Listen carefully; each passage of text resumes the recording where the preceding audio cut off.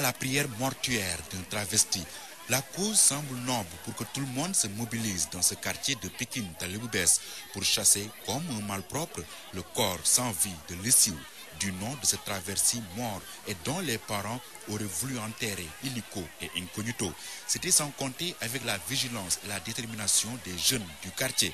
Sabel Diagne a assisté à la scène. Les gens l'ont amené en douce dans la morgue de notre quartier. Alors, les jeunes surtout, se sont levés pour le faire ressortir. Parce que c'est pas normal, un musulman, peut-être, peut rester ici, mais un homosexuel n'est pas considéré comme un musulman.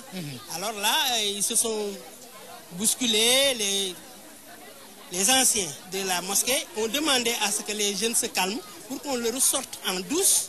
Mais vous savez, la jeunesse, c'est autre chose.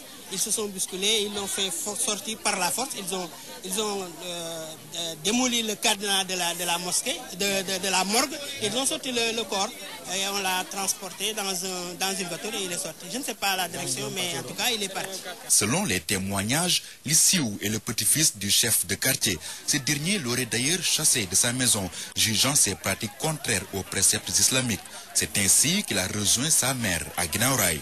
Aujourd'hui qu'il n'est plus de ce monde, les jeunes ont estimé que son corps n'est bon qu'à une chose, la lapidation, et ils l'ont fait violemment. Bassirou Sarr, témoin des faits. Il n'y a pas de doute possible. Vous le voyez et vous savez tout de suite qu'il est un travesti.